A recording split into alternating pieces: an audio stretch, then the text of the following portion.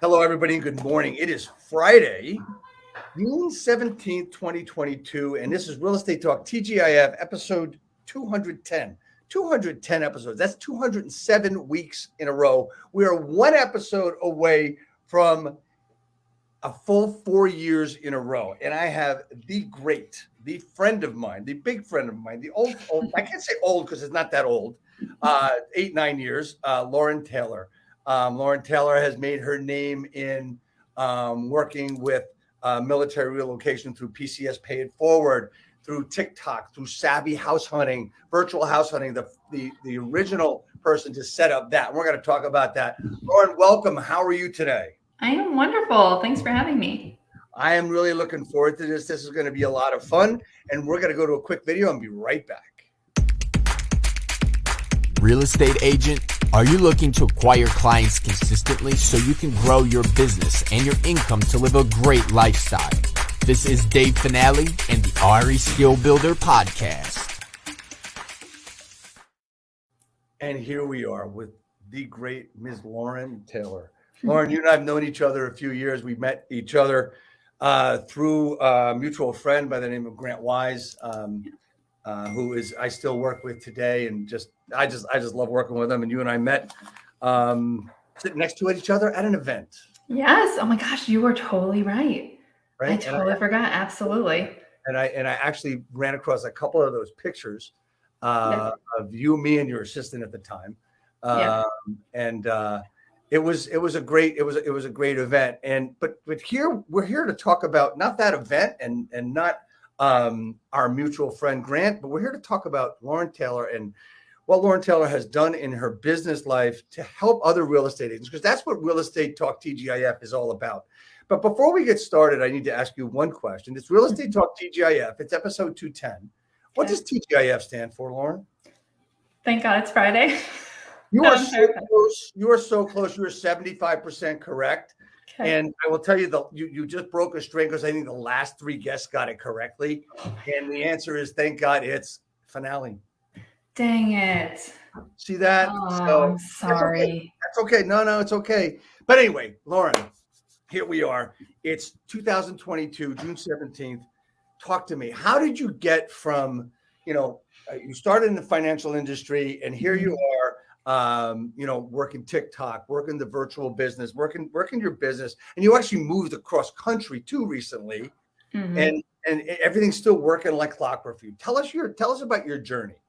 Yeah, so I was in the financial world. Actually, my license date was in 2008, the day the Fannie Mae and Freddie Mac were taken over by the Fed. So it was a crazy time, but that has shaped really my journey in real estate. So I do like to share that with people, because for years I sat across from families who were, 50% down in equity of their homes, their real estate or their retirement accounts were just really obliterated. And it gave me the opportunity to see behind the scenes of what happens when we don't necessarily educate or we don't serve our clients or kind of the aftermath of everything that was happening prior to that time. So in 2011, when me and my husband purchased our first home together, I got through the transaction and I really felt like it was like, sign the permission slip to ride the roller coaster. You want to buy the house, you have to sign all these papers, right? And so when we closed, I reached out to my agent afterwards, who was a representative for the investor that we bought from. And I had a whole bunch of questions. And his response was like, we already closed. Like, these questions were questions for 3 weeks ago. So we're done. Like, we're kind of out of relationship.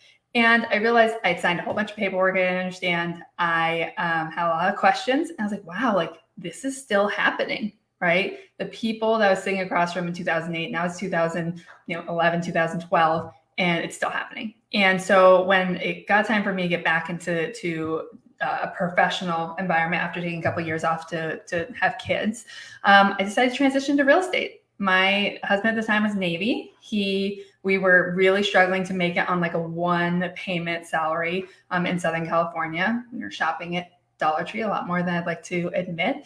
My parents would deliver Costco like every other week to keep us above water. And we were basically one financial catastrophe away from catastrophe. And so I got my license with the hopes of selling one house. I didn't know how real estate agents got paid. I didn't understand how that whole system worked, but I just wanted a leap of faith knowing that agents made good money and that I wanted to help people in this way because of my experience up till that time. So I made $330,000 my first year in real estate. Super exceeded all my expectations of what I wanted to do in this business. And at the end of that year, I panicked because I was exhausted. My husband was deployed half the time. I didn't learn how to run a business. I learned how to sell houses. And that's really when I started looking for support in, I remember turning to my husband after I wrote my tax check and was like, it's not worth it. It's not sustainable. For the amount of hours that I'm working, I might as well just go work like a standard job and collect that paycheck. And that's actually what led me to Grant. So with coaching with Grant, I was able to really shift my mindset into going from realtor, going to business owner, and looking at every opportunity as an opportunity to scale, which is making more money, making more impact with less time. And that's what led me to PCS Pay It Forward, led me to Savvy Home Buyer.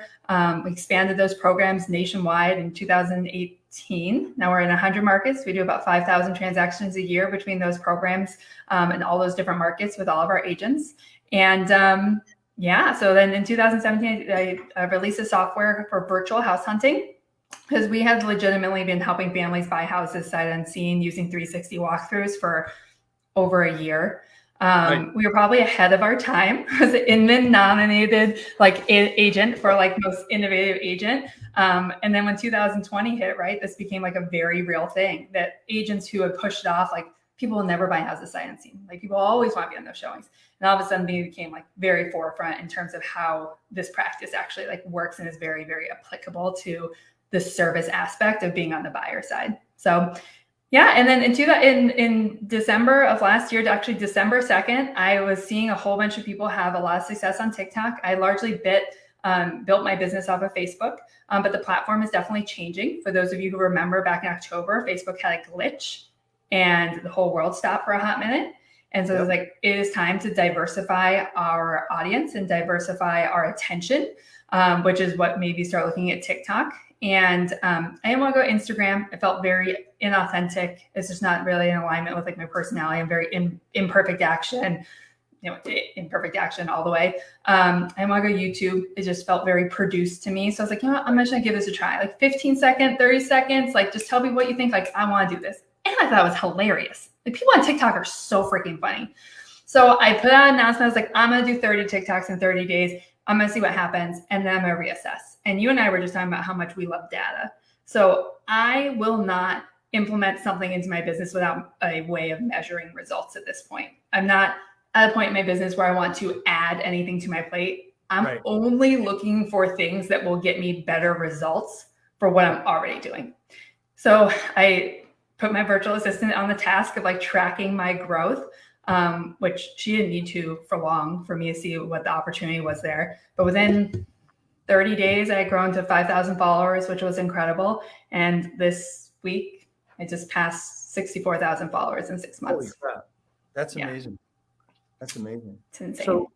So all right. So quick question, then I want to get into a couple other things. With the 64,000 and all the work you've done with TikTok, Lauren, do you see a direct correlation to business? 1,000%. Thank you for asking that, because likes and followers do not feed my family. And if am I allowed to curse on your broadcast? Hey, whatever the fuck you want. I have one more fucking real estate agent who has 50,000 goddamn subscribers on YouTube come to TikTok and buy 10,000 fake followers because their ego can't handle it, I'm gonna lose my shit. To the point, guys, where the people that you're buying these followers from are posting your shit on their TikTok and Instagrams. So it's not private, okay? Just a heads up. They're boosting the fact that that real estate agents are ego-driven people and that they're selling to the ego of agents. So so likes and followers don't feed your family. So doing it right is incredibly important. When I started the process, I was really working out what the formula looked like for getting people into my database, right? For getting people into a group, how you take people off the platform to build a deeper relationship with them. And now on average, I wake up to 2 to 3 appointments a week of agents who want to be in relationship with me, whether it's PCS Pay It Forward, whether it's joining my downline at EXP, whether it's wanting to work with me on TikTok. and like 10 messages a week about people who want to help. And then I send them back through the funnel to get on my calendar.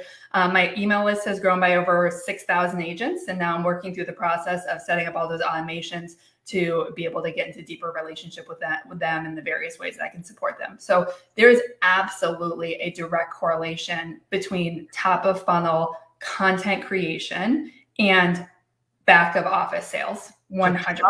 Top of funnel Content creation and what was the last one? Back office sales.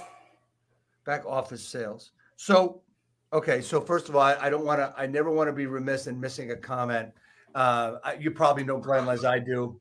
So Glenn wanted to say, I like her. So I like Glenn, and we all like each other. Usually say that after I curse. That's okay. So anyway, all right. So I want to talk about the engagement part of it, because I work tirelessly, exhaustingly on engaging with people, right? So a lot of people say, well, you know what, I'm on social media and it's not working for me, or, I don't see the point, and I'll post tomorrow. Maybe I'll post in another 10 days and all this other stuff. But here's the thing. What I've always said to people, I'm going to go back to the Facebook days where I spent most of my time there, is that if you post something and someone posts a comment, it's like you and me going out for coffee. Mm-hmm. We both get our coffee and we sit across from each other on the in chairs at a table. And you say to me, Dave, I like that shirt. Mm-hmm. And no one responds. See? Exactly. Mm-hmm. There's no response. It's like, wait a minute, we're here together. Facebook's a conversation in my opinion, and it's all a conversation. It's all about how you integrate with people. I get a kick out of the lack of engagement we see from so many. They post stuff that's really good, and then they don't respond to comments or stuff. Some of it doesn't need response. I agree. Go ahead. 1,000%. So I think specifically, and we see this. So first of all, there's two levels of content creators in my mind. So whether you're putting a post out on Facebook, whether you're putting a post out on Instagram, YouTube, TikTok, all of the platforms that I'm saying, okay? What it is how much reach does that platform give you to get the eyeballs you want, right? Because the first step in marketing is to increase the number of people that know you exist, period. Right. Just period, right? If every single real estate agent in America right now knew Lauren Taylor existed, my life would be incredibly different than it is today. Because I will tell you, now that I have 12,000 views on TikTok, my life is incredibly different than it was 6 months ago. I am not different, Dave. The fact that more people know that I exist is different. That's the only thing that's changed, right? Right. So, and the two types of content creators out there, the one that stands from their platform and speaks at people, right, is going to always struggle with building community and conversion versus the person who stays in connection and conversation with their people. They're building community, right? And you can see this by the interaction of their followers, quote unquote followers, like on their page, right? So I had a video go, and this happens on TikTok, this happens on every platform. And it is frustrating as someone who puts a great deal of effort and like thought into my content creation. I created a video 2 weeks ago and it went viral. It has 2 million views at this point. And that video single-handedly has increased my following by 17,000 people. And then all the responder videos that I've done to it, to messages in the comments, has just propelled that, okay? And so I had 2 content creators who are TikTok coaches recreate that single video verbatim. Now, there's two types of creators, right? There's a person who talks at people who may could deliver great content, but you're not going to have people come up to bat for you because you're just talking at people, right? You're not talking to people. And then you have the person who's focused, and my focus has always been on building community. I have people who have followed me since the beginning where like I'm in conversation with them now, and now we're friends on Facebook. Like these are legitimate relationships that are being developed. And I recognize their profile pictures. We'll get on a training. I'm like, oh my God, like you follow me on TikTok. Like, I love your comments. Like, thank you so much, right? And so what happened was 2 people recreated my video. In the comments of their videos, tens of 20s, I don't want to say hundreds, that's not right, of comments being like, you stole this from Lauren Taylor and this is not okay. And you need to take this shit down. Okay. At which point I posted a video. It was like, hey, I've asked these people to take this down. I'm not going to out them, but I'm going to give them 24 hours to take it down before I do out them, because they're trying to charge people to grow on TikTok and you're stealing my shit, which shows me you don't know how to grow on TikTok. Right. Exactly. And so I put it up, the video goes viral. I mean, viral, quote unquote, 21,000 views, viral compared to any other platform that we're on. And people went out of their way, Dave, to go and find those videos and find those profiles and tell them, we know it's you. You need to take this down. So when you're on any platform, the amount that you speak to the needs of your audience and you interact and engage with them, that's how you know if people are willing to go out of their way to stand up for you. It's because they see you going out of your way to help them, right? Yeah. And so anytime that you're creating content, I just would recommend, like, how is this piece of content bringing value to my audience? And how is it building a relationship? It doesn't have to get 10 million views for it to be valuable. I put out videos sometimes, like, I'm just looking for that one person that this video was meant to find. And if that means that it finds 2 million because there's 2 million people who are meant to find it, then, like, that is what it is. But yeah, I totally agree. There's, those people who are not breaking the fourth wall are missing out on a huge opportunity to actually be in relationship with their people. So how is the content bringing value? And what was the second one? How is the content bringing value, and how is this building a relationship or community with my people? And you can see this very easily, guys, by Gary Vee. For 4 years, and Gary Vee responded almost to every single tweet, every single comment, every single message. And his people feel like he is legitimately invested into their personal success. He has such a strong relationship with his following because he goes out of his way to do that. You don't see that from other people that would drop their names right now if we were in some sort of business relationship. You don't see that from most. And just I want to hit 2 points. One with engagement and one with other people's content. First, engagement. As I started before, so I won't go hard into this. But the thing is that you need to engage with people. You need to build that. That's how you build the community. That's how people get to see you. And that's one of the ways, Lauren, that you're building actually the followers, is because, number one, it's great content, and you don't ignore when they say something or have a suggestion or something else. So you're building that community, and that's where I believe most real estate agents and people in our industry, including loan officers or whatever, miss the point of building community, miss the point of relationship building. You're never going to, I think 80% of the time, unless you build rapport, you're not going to be able to ask for the business. So if you build relationship and you put it together, like I did a video this morning about making calls. And what I said at the end was that my bonus thing was that it's the glue. It's the glue to everything else that you're doing in order to build your business.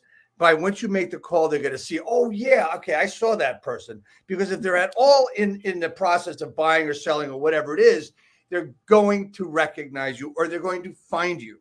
So that's my deal with engagement and putting the glue and everything together, because your great content on TikTok reflects everything you're doing everywhere else. Not reflects, but it makes it amplifies. Better. Yeah, it makes it bigger. Yeah, that was the word I was looking for, right?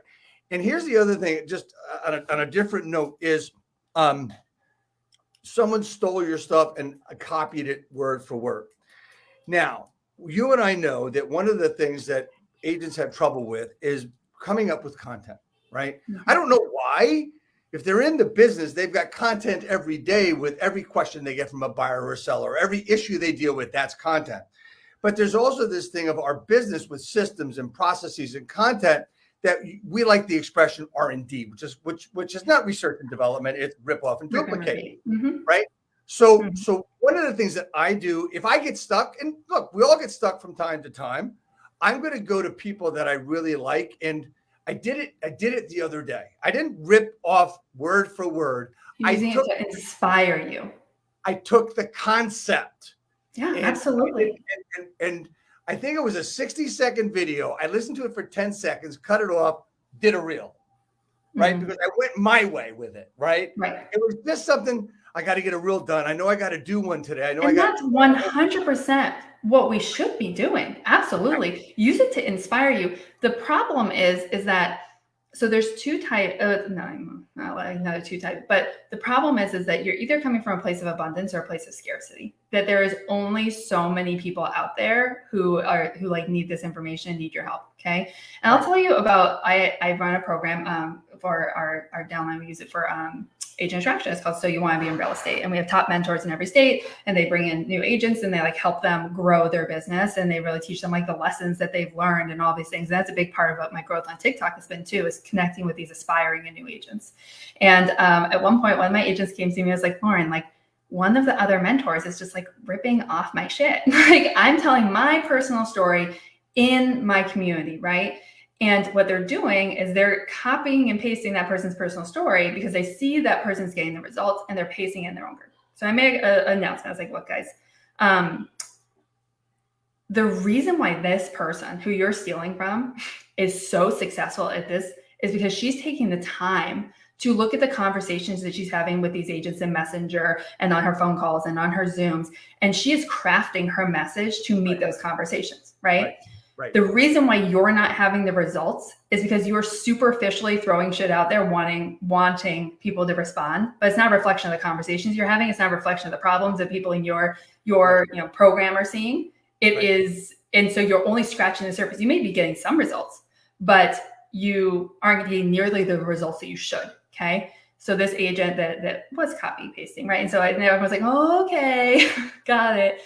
She, over the last 6-8 weeks since we've had that conversation, has almost quadrupled her agent flow through this program because she realized that that's exactly what was happening. That if she took a step back and she actually looked at what was happening around her and what the problems were of the people in the community and the needs were and the gaps that needed to be filled and where people are truly struggling, if she actually just took that 10 minutes to do that, that the content that she would create would be a reflection of the true needs of the people who are looking for it, and her impact has been exponentially greater. Okay. So I absolutely agree with you. I look at other people's content as great opportunities for like inspiration of my own. But the reason why my lazy TikTok video went viral this last 2 weeks and got 2 million views, I didn't even realize this until it happened, is because while we were all so busy looking at the people who existed and saying, oh, this inspires my version, this inspires my version, this inspires my version, we were so busy doing that we didn't see the gap in the market of where we truly were meant to be, right? So up until this point, it's like, do this editing, do this thing, do this thing. I'm like, look, I'm a business owner, guys. I have 3 kids. It is summer. I am traveling. I'm at a baseball game. I just came off like a week of traveling. I was at a baseball game. It was 100 degrees out. I didn't want to post a TikTok. And I was like, you know what? I'm just going to tell people about my laziest tip that I do. I literally like record myself typing on the typing sound. It's like a rhythm that keeps people interested. I put more information on the screen that is valuable to them, that takes them 1.5 times the sound to read. So the length of time they keep watching, right? And that keeps people from going viral. I was like, lazy TikTok tip. I use this sound like at least once a week to get 10,000 views. Go ahead and go try it for yourself. And what I realized by the response to that video is that no one out there is talking about lazy TikTok. Everyone's like, get CapCut, get Stitch Fit, like get all these crazy things that you need to be successful on TikTok. I'm like, you don't need that bullshit. But I was so distracted by what other people were doing, I didn't even see the gap in my market. So I want to challenge those of us who are making content creation that yes, you can use these inspirations, but don't be scared to like take a step back and say, but what's not being talked about? Because I'm so distracted by what is being talked about. Does that make sense? It makes sense. It makes 100% sense. I just finished a book called $100 Million Offers. I mean, you probably know that. You might know. Yes, I have too. Let's talk about it. And I actually, I'm actually going to. He's so good. I'm going to read it again because it's just. I mean, look, when it comes to books, you and I have read so many books. I mean, the greatest books for marketing and stuff, I'm going to say, are got to be Expert Secrets and .com. Is it .com? Yeah, .com Secrets by Russell Brunson, right? Because it talks about the webinar and how to build a stack and all that other stuff, right? This $100 Million Offers by Alex Hormozi, I think his name is, which was recommended by our mutual friend Justin Nelson of Sphere Rocket. Mm-hmm. I've had it recommended to me by 3 7-figure earners. And so I have read it. Yeah. I've now listened to it multiple times. I just finished it and I'm going to start it over again. Mm. So and you and I talked before we came on the air talking about, I'd spoken with several agents today, and it was all about, get out of the drama, get data, right? And data is the most important thing, and people need to understand that. The problem that we have, and correct me if I'm wrong, is that we talk about things that, okay, well, this is going to happen, and this is going to happen, and this is going to happen. And why are we telling people that don't want to hear it, right? We're telling people that they're wrong. So what we need to do is we need to do it a different way. You said what's not being said. Go to the point, go to the gap in the market. So if I said to someone, hey, Joe, I think you can lose weight by eating less. And in 30 days, you'll look completely different. Lose weight by caloric deficit in 30 days. If I say that, it's one thing. But if I say, enjoy eating this food, which will give you less to eat and it's going to be more enjoyable, and just wait till you see yourself in 30 days. Yes. Think about what I said the same thing, but I said it in a different way. And to me, that's one of the gaps. There's like a crazy storm that just rolled in. I don't know if you guys can see, like my just got so dark in here, and I'm like seeing like Dorothy out the it's literally like the Oz is outside right now. Sorry, I apologize. I like set up my little clip ring light. I was like, oh my God, this is bad. I don't know if I have another one. So my point is that there's gaps of information. There's gaps of how to bring it, and there's gaps in how to say it, right? And that's one of the important things. My conversations today were all about what people were saying. And I said, don't say it that way, because you're challenging them. You're threatening them. You're telling them they're wrong. We need to go out of our way to make other people right. And at the same time, we're filling a gap of stuff that they want to hear. Yeah. Does that make sense? Yeah, absolutely. So I'm a big Simon Sinek fan. And one of his greatest things that he talks about repeatedly in like different conversations is like the role that obstacles play in our life and in our mind. And one of his greatest videos that I've seen is he talks about when you're backcountry skiing and what we say to ourselves. And he's like, look, you're on these like narrow roads and you are like lined with trees. And when you were going down this road, it's like, don't hit a tree, don't hit a tree, don't hit a tree. All you see is obstacles. All you see is trees, right?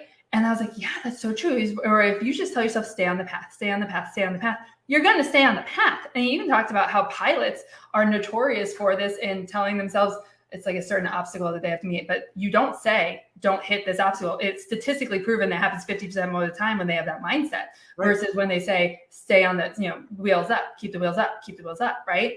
And so I actually read a book and listened to a book called Gabrielle Bernstein by Bernstein. And she's a big like universe manifester. So I come from like all different things. Like I just love learning in every capacity. And one of her greatest like lines that came out of that book for me that I listened to right when the Simon Sinek conversation was coming out was looking at your obstacles as an opportunity to grow. And I will tell you, David, my poor business partner, like, literally, we had last year a entity, try to rip off our entire business model, try to steal every single one of the agents that I have helped grow their business from like 5 deals a year to $500,000 earners, like just blatantly rip it off. And I'm sitting here and my business partner is like losing his shit. And I'm just like, well, what a wonderful opportunity to grow. And he's like, I fucking hate you, Lauren. But that mindset shift of, and I also had that experience. I was talking to Kyle Whistle, who's a mutual friend of ours. Yep.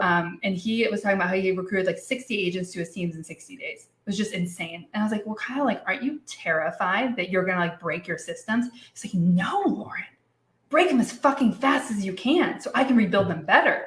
And I'm just like, my mind is just blown by these little tidbits of these incredible people that is just completely reshaping kind of how I respond to the outside world, both internally with my own obstacles, and then also like how I'm choosing to build my businesses. Yeah, so I had a similar conversation I had with Kyle a couple of years ago. Well, actually, I'm going to tell you it was probably May or June of 2020. We're in then, And Mhm. he says, I'm throwing everything away and starting from scratch. And he was already like way up there. This is pretty spot on with everything that's going on with what we're talking about as far as systems, as far as doing stuff, as far as making changes, as far as growing, and break it as fast as possible.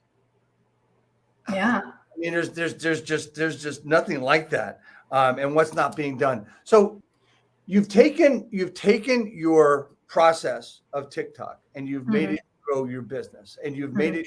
you've had it help a lot of agents grow their business, right? Mhm. So just to get it into the nitty gritty, just real quickly on TikTok, where do Mhm. you start, Lauren? Where do you start? So I have a free group. Okay. So I think this is a tough question because I do realize that there is, as I dove into the platform, I peel back the layers, there is a certain amount that you will learn very quickly that I don't think that you can get there without experimenting yourself. So if you're that person who's like, I don't do things until I know 100% of them, you're going to struggle with pushing yourself off the cliff and jumping off in a leap of faith with TikTok. I would recommend every single person who's considering going to TikTok doing exactly what I did, committing to do 30 TikToks in 30 days. And Gary Vee and myself recommend that you are actually doing 4 TikToks a day. So what happened when I started to decide that I was going to do this is that I would set aside 30 minutes in my calendar to batch record. I would save trending sounds that I liked. I would, do my market research of, I had my VA pull all the top performing real estate videos. So I could just see what else was out there. Right. And 30 minutes a day would come to my phone and I would just record. And this is like probably the biggest tip that I can give you is that you should be recording even when you don't know how that trend it applies to your life or business. Okay. So I have like probably 50 drafts on my phone of trends where I just haven't had the conversation yet. I haven't had the moment yet that shows me how this trend relates to my audience, my life, and my business, but it's there for when you and I are having this conversation. I'm like, oh my God, that's it. That's it. Right. So, and you can tell by the trends, like how authentically do that. It's a sad one, it's a happy one, it's the exciting one. It's easy, right? And so setting aside that 30 minutes to record just as many trends as you possibly can, throw them in your drafts, and then look for real world relatable opportunities to relate those trends to your ideal audience. And push out 4 a day. I think if you commit to do 30 in 30 days, you will see how easy it is to potentially do 4 a day. So, okay. So you're talking about trends. You're doing 4 videos. You're doing 4 quick, 15, 30-second videos. Is that what it Yeah, is? that's the thing. People gasp when I say 4 videos. I'm like, guys, I'm asking you to record like 15-second TikToks, not like hour-long YouTubes. Like one of my most viral video is 4.5 seconds of me doing this. Like, come on. Like you don't have the time in your day to do that.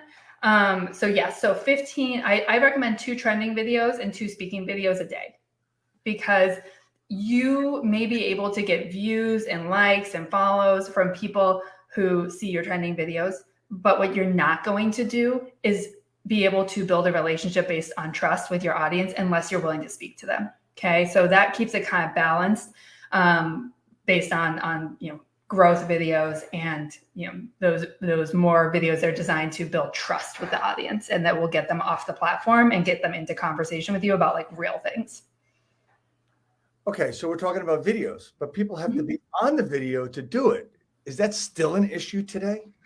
Yeah, I was in Fayetteville meeting with one of my mega icon teams last week and we were doing training and a girl rose her hand. She's like, I have issues like putting my face on video. Like I'm worried, right, about putting my face on video. I don't want to do it. And I was on a panel with like 4 people and they were like, there's all ways to do it. And like when I started, I was like, look, there's a lot of different ways to do this. My stand without showing your face, property walkthroughs, restaurant reviews. I'm going to lean in for this one. My stance on this has totally changed. If you don't have the confidence to put your face on video, then where else in your business are you lacking the confidence where you are failing yourself? Mind you, we're about to go into a market where we are going to be having very difficult conversations with our sellers and with our buyers. The person who has concerns with putting their face on video because they lack the confidence to do that or haven't learned to gain the confidence yet to do that is also going to be the person who struggles in those conversations. And your success in this world and in this business is a direct reflection by the amount of uncomfortable conversations that you are willing to have. Okay. So my stance on this has changed. I've stopped teaching agents how to build without video because I think we're masking a bigger, or without putting their face on video, because I think we're masking a bigger issue. Yep. I want to help you gain the confidence to put yourself on video, because the reality is that you are not going to have the same results as the people who do. So let's not pretend that this is not like an issue. It's not impacting other areas of your life. And let's tackle that issue head on. Is it imposter syndrome? Is it because we don't like the way that we look? Is it, XYZ, whatever it is? And how can we gain that confidence back to say, I am worth who I am, and what I say is worth something to the world. And it matters that I put it out there. Yeah. And look, I want everybody to know that, I've been doing video, probably 15 years before it was a thing. And to this day, I still don't want to do video in front of people sometimes. I still get nervous, but it's a matter of what kind of confidence can you put out there in the market? Like we talked about filling gaps. I mean, having the uncomfortable conversations, and it's going to be uncomfortable for you to grow. We need to be uncomfortable. At least that's what we're told. It can be easy for you. I mean, oh yeah, video. Okay, I'll do that. Well, it's like people think that you and I rolled out of the womb on camera. No, this is a muscle. This is a practice. And if I didn't do video for a year, and I will tell you, there probably was a good 2 years in my career where I was doing a lot less video. I had some things going on in my personal life. I was hurting. I was sad. I just was not in the space to be able to do that. And now I recognize that not everyone is in a great space in their life. And those are other obstacles that they're facing, which are impacting their ability to put themselves on video. Because I went through that. I was that person. But I think that growing past that feeling is worth it. And it's a muscle that you exercise every single day. And when you get out of shape of it and you get out of routine of it, it gets more difficult, just like going back to the gym, of getting back in and doing it. So if you just started and you do that 30 videos in 30 days, right, you are going to be more likely to stick with it, because you will have, it's like exposure therapy, right? You realize I've put out 30 pieces of content in 30 days and no one got on my comments and told me I'm fat and ugly and I suck and that I should go jump off a cliff, right? That does happen. Believe me, I have some lady right now who is all up in my comments. She's created 3 accounts, David, and come back. I'm like, okay, this is getting creepy, right? You have those trolls. It's going to happen. It just is what it is. But it doesn't happen nearly as often as you think it is, nor do the more you do it, the less value you see in those comments, right? If I put out one video and 5 people put negative comments on it, that hurts a lot. When I put out 100 videos and 20 people make negative comments, I'm like, fuck you, go build your own life. Absolutely. Projection, sorry, go put yourself out there. Absolutely. And there's always, look, if you got haters, congratulations. That's a great thing. Oh my God. So in my Facebook group, we post the top troll comments of the week, because if you have that's how you know. Here's the thing. If 50% of America hated you, you could be president of the United States. And that is not a political statement. That is a statement on exposure and awareness. Okay. And people are scared in this polarizing environment to put themselves out there. You don't have to talk about those topics. Not everyone's going to agree with you. What a wonderful country we live in that people don't have to agree with you. Right. And go ahead. Oh, I was going to say. And what's going to conversation? Go ahead. What's going to happen is that your supporters are going to jump all over them. Like you said before. Yes. You want some engagement? Okay. Pin your troll comment. Okay. Pin that person's comment to the top of your comments on TikTok and watch your people tear them apart. Right. That's how you know you're building a community. I don't feel bad about it at all. I had one lady who did it, and I pinned her comment maybe 50 comments later. I'm like, you know what? She can solve. She has the ability to solve this problem. All she has to do is delete her comment, and she's choosing to stand fast in her statement. I'm like, I had a lender come at me this week. I posted about the Fed increasing the interest rate, or increasing their rate, right. And I posted, hey, agents, we're in a different world than we lived in a couple of years ago. Okay. We need to get comfortable with uncomfortable conversations. We need to double down on lead generation. We need to tighten up our expenses. We need to figure out systematic, right? So I gave some tips to agents just for the change that we're seeing in the market. She's like, you are telling people that the mortgage rate is going to go up and you are a part of this problem. I'm like, I'm sorry, ma'am, you need to read back my post because I didn't say anything about any of that shit. I said that 83% of agents have only been in this business for 3 years and they do not know what type of conversations they're going to be having tomorrow and for the next 3 years. And they need to start working on that shit now. And she just would not stop, Dave. I was like, this is insanity. Right. But whatever. She has the right. I see the typical posts, and we're still going to see them. We're still going to see that, I sold this house in 2 seconds for $80 million over asking and that whole thing. And I look at that and I just, man, it's so hard for me not to say, okay, well, but anyway, some of my engagements, that sounds great. Congratulations. What's the story? Tell me the story behind this transaction. It sounds really cool. Right. I've had agents in my area actually attack me for asking that question. For me, it's a little bit of engagement, say, hey, tell the story. People want to hear the story, right? So I don't know. Maybe that's wrong, but I don't think so. I think that for people who, oh my God, I get so many haters on this comment. It's fine. Just come at me. I think for people who have been walking around with a fur coat with no knickers on for quite some time, don't want to be asked that question. So yesterday, I was on the beta calls for EXP, which is like an influencer, you have a certain amount of following, right? And it's like a distribution of information for high-level agent attractors, right? And they're looking at a new agent, like the My EXP, where you guys see who's in your downline, and you guys see how close they are at iClimbing, how close they are at production. So and they're looking at putting this into play, and they gave us kind of like a demo on it, which is great. And one of the gentleman asked, he's like, hey, like we want to be able to celebrate our people's production. So like once they've iconed or once they've capped, like, can we get some metrics on that of like, we on there? And all I'm thinking is that how many agents are going to want to opt out of that feature because what they're puffing to the world and what is actually happening in their business are two very different things. Yeah. Because it is, right? There's a term for it in our business. It's on the real estate exam, right? So there is a line between transparency that some business owners, just business owners in general, not just real estate agents, don't want you to cross because it is not what it seems on the other side. Yeah, and that was, you did that very well, by the way. You did that. Thank you. Well. I struggled because I wanted to respond to that and say, hey, like, I think that there should be an opportunity for people to opt out of that, right? But I'm also someone who really appreciates transparency. So I don't know if that's a good tool to like exist in the world. I think it's like that whole idea is like, it just because you can doesn't mean you should. But I don't know. I don't know. I'm split on that. I'm very interested to see how top producers who are not top agent attractors respond to that tool. I'm very interested. Yeah. So what do you think? I'm not a big fan of boasting. I'm not a big fan of all that shit around here in New Jersey. Like, it's one of the only states left that has this production award.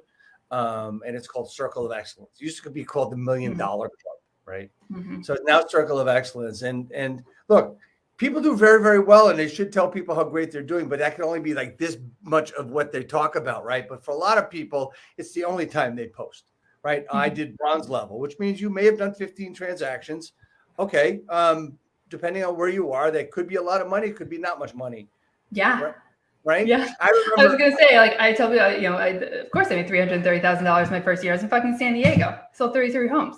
I would have been fucking broke in Kansas. One of my girls, she, sells, I think like 150. It's just some absurd transaction. My guy in North Carolina this year is going to sell 500 homes. And people are looking at these top producers who measure like success and metrics by millions of volumes. And I'm like, you all should go learn from him. Because if you were doing half the transaction volume that he was, your millions volume would be quadruple what it is, right? So us agents who are blessed to be in those like higher price point markets, right. And then the lady from Kansas hears me talk. It's like, oh my God, how did she even do it? Well, I mean, it's not all apples to apples. It's not. It's pineapple to watermelon. Right. It's what? Here's the thing. Look, what you're posting should be, as you said, let's get back to that, is you should be what people aren't doing, filling in the gaps, doing that.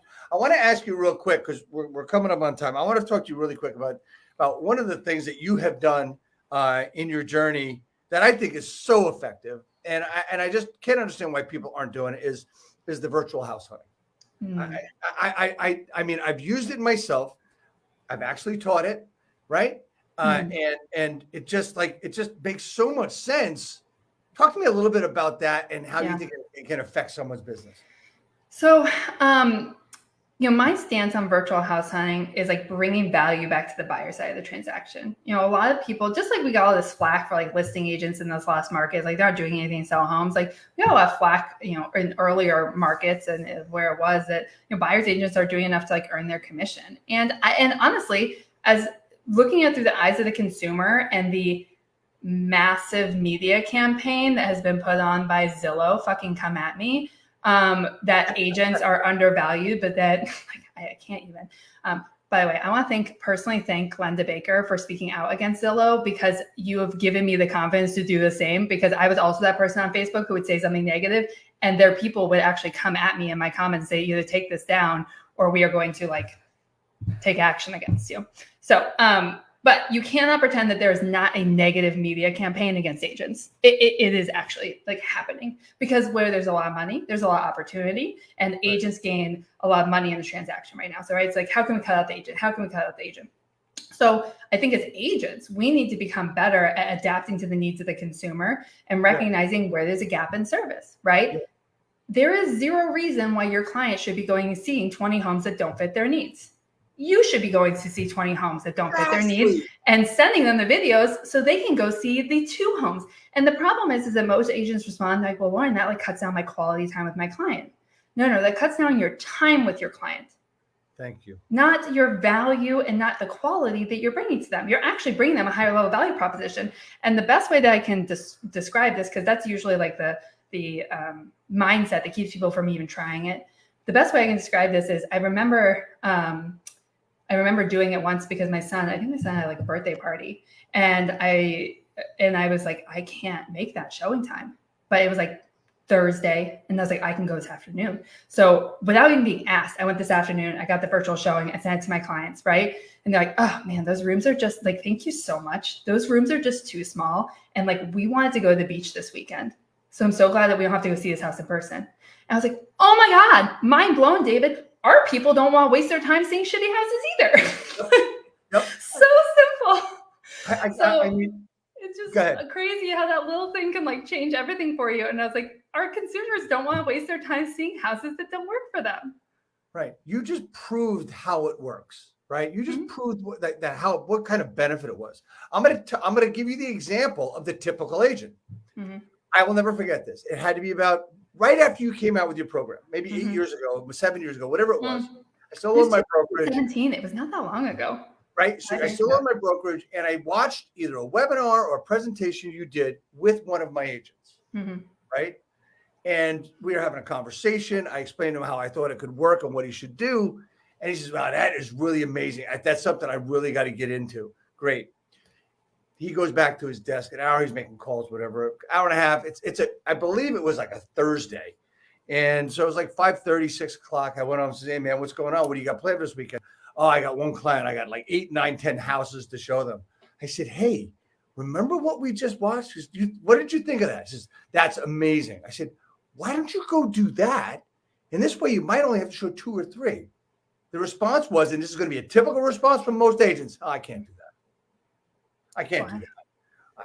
Yeah, exactly. So, why? Like, I've gotten like for it. Yeah, they're not ready for it. They won't understand. I can't do that. I've gotten like a couple of responses like, but then we have to then we see the property twice.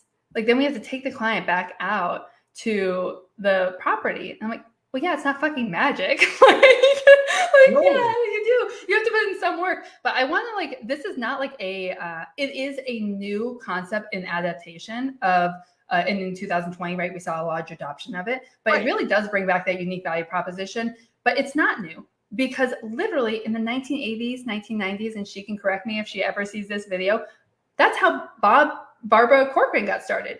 She literally went around with a giant video recorder in New York City, video recording and shipping videotapes to her high level clients to say, you don't need to fly in to see these homes. I saw them for you. Which of these suit your needs? And then let's fly you in once we're in real conversations, right? So it's a convenience factor. It's a higher level of service. And honestly, like, I undercut your agent by saying, look, if your agent is still forcing you to go see homes that don't work for you in person, then you are no longer offering the highest level of service that is available in this industry. You are just choosing not to adapt because it doesn't, you're just choosing not to adapt. But someone is going to adapt, and my people have adapted, and they're stealing your clients. Like, not stealing your clients are coming to them because they want that service. Yeah. Because of what you did, I developed 2 programs that I have available. One is an on-demand open house. Okay, so it doesn't sound like that big of a deal. The prep and how you set it up and everything else, on-demand open house. The greatest part about it is it's just like they're walking in, they're filling out a form to give you their information, and they've got 48 hours to view that video of that house. It's beautiful. Love that. Perfect. I also developed a virtual listing presentation that is all through video, right? It's your listing presentation.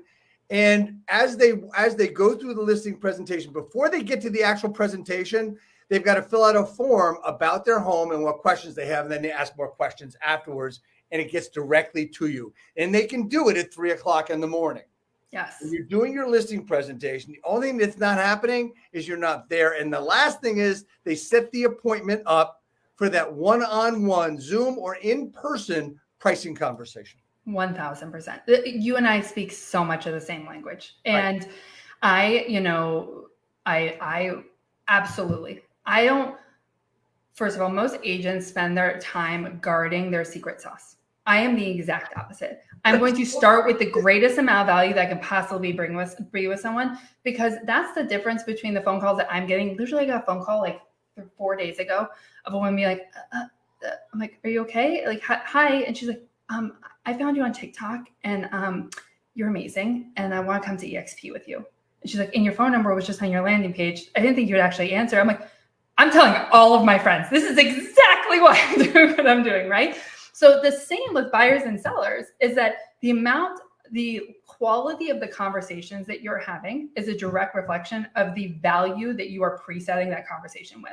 Right. And so I don't want to be walking into a listing appointment with someone who has not seen my listing presentation already, because it's not worth my time, right?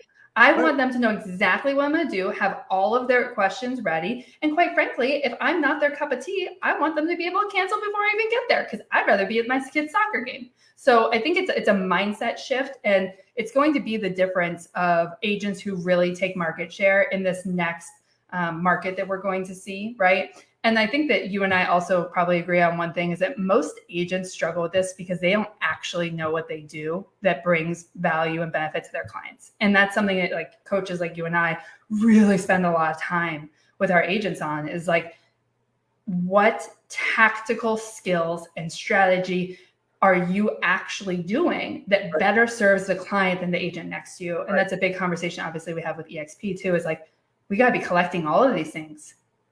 And okay, so a couple of real quick things to unwrap.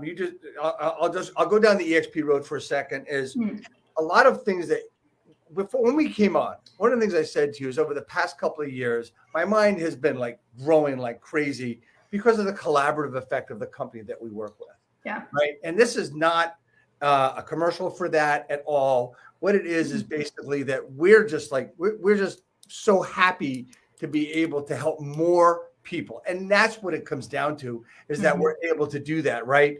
And when it comes to these different things that we're doing, they're not that hard. It's just that maybe nobody thought about it the way we're thinking about it. And I call it the art of differentiation, right? Where we look at things a little bit differently. We skew a little bit, right? And that's what we've been able to do. Everything we've talked about today is not that far out of the realm of anybody doing. It's just a little skewed. And what it does is it gets your attention, right? And that's what's really cool about it, right? And, it's just so amazing. And what's even more amazing is the last 30 minutes, just like, I don't know what the hell happened to it, to be honest. I love you. I love this conversation. I do not want it to end. I did want to say one thing, because I think that I love you for a very specific reason. There is a huge transition of power that's happening right now in real estate. And if you are not aware of the fact that the average agent in this industry is still 57 years old, the average income of an agent who's been licensed for 7 years is still $75,000 a year. 83% of agents who have been licensed for 3 years or less. Okay. So we are seeing this big shift, and I love you because you may be of that older demographic, but you're looking at the people who are not even innovating, that's not the right word, but are looking at these different value propositions, and you're like pulling people along, like, come do this. We have to change this industry if we want to continue to be effective in the roles that we've always been. But there's a whole group of our older generation, don't hate me guys, they're just like, this is the way it's always been done. And this is the way I'm going to continue to do it because it's always worked for me. And that's wonderful. But unfortunately, that has also led to the mindset of the consumer that we are no longer valuable in the real estate transaction. So we have to change. We have to offer more. We have to bring more value. We have to get better about sharing our messaging about what we truly do that benefits our clients. And that's one of the reasons why I specifically love you, because I think that it's hard for people who have been in this industry for 20 years to look at Lauren Taylor and be like, she's fucking been licensed for 7 years. Like, whatever, right? Whereas like you've been here for so long and seen so many iterations of what this looks like that they look to you in a whole nother level of like depth of understanding. So I just, as someone who's like in this space with you, I just super appreciate that. Thank you. And I want to put a little perspective into age. I want to use two examples. And we're over the time. I don't give a shit. So here's two people I want to talk about. One is this gentleman by the name of Justin Nelson. The dude is 25 fucking years old. Excuse me. He's 26. He's 26. He's 26, right? We're all like, couldn't get enough of him a few weeks ago. And I was on a call with him yesterday, spoke to him yesterday, involved with his company and stuff. Just absolutely amazing what this gentleman has done in 7 years. Yeah, he's 26, 7, 8, 9 years he's been working through this. And that's one thing. The other, okay, so I'm in my 60s, right? Another gentleman who we both know really, really well. We both coach with him. I still coach with him, who is half my age. His name is Grant Wise. Right. And I met him when I tell him, I always joke with him. I say, I met you when you had hair. Yeah, I remember that. I remember when he shaved it. That was such a good turn for him. Like 8, 9 years ago. Age has nothing to do with anything. And, the people on this that are commenting today are all different ages. Right. And we've got plenty of comments here, and they're all different ages, and they're all excited about what we're talking about. And I get excited about what we're talking about. And honestly, if I couldn't get excited about it, I wouldn't talk about it. I can't get involved with something if I'm not going to do my best to help it. I'm involved with the local MLS, and it's one of the best in the country. No shit. But I keep telling them they're 5 years behind, and they hate me for it. I don't care. Right. The problem is that everything's moving so quickly, as you said a few minutes ago. So, Lauren, I mean, we have your TikTok on the screen there, and we'll put this one up as well. That's your Instagram, and I know TikTok is where it's at. I really, this has been such a great conversation, and that's what I try to do with this broadcast, Real Estate Talk TGIF, is make it a conversation and not an interview. And before we came on, typically I have notes and stuff before we come on, and I had 0 notes. But we've known each other for a while. We know each other. We know what each other has done. So it wasn't not necessary. And I don't think we lost anything without having any notes. Do you? No, honestly, I think it's more of an authentic conversation. It's less superficial. I liked going deep on the topics that we talked about. I think we brought great value. Hopefully the people who listened and hopefully they take action in their own businesses and make a whole bunch of money to feed their families and make a better life for themselves. Exactly. The reason we do this is to help others and their families. We're not talking about just one person. We're talking about their families as well, so they can build a business to grow wealth. Plain and simple, period, the end, right? Lauren, what's coming up with you? How do people get in touch with you? Following me on TikTok is probably the best way right now. If you're looking to get into TikTok, watch my playlists. My playlists are just like gold. And then I'm at Shareholders Conference next week. So if anyone's going to be there, please come up and say hi to me. I still tickles my soul when someone's like, oh my God, you're Lauren Taylor and you help realtors grow on TikTok. So I'm still very much so enjoying that. And yeah, just reach out on any of my social platforms is the best way to get a hold of me if you need any help or support. I do my best to respond to all my messages. Well, Lauren, I want to thank you so much. And I want to tell everybody that next week will be my 4-year in a row, 4-year. That's 208 weeks in a row. If you took 52 weeks a year, that's 4 times 52 is 208. We'll have done 211 shows, and today's 210, and it's 208 weeks in a row. And I will have our special friend as my special guest, which will be Grant Wise next week. Everybody tune in for that. We're going to talk about history. We're going to talk about things that you think don't work anymore, called Facebook ads. We're going to talk about a lot of different things. We're going to talk about our friendship, and we're going to have a really good time. And this was a special time, and I've been lucky to know you for quite some time. Thank you so much. Stay on as we go off. We've got a lot of people chiming in with thank yous. And there's my man, Chris Hart. Thank you, Chris, for watching. Just stay on for a second, Lauren, and we'll see you next week with Grant.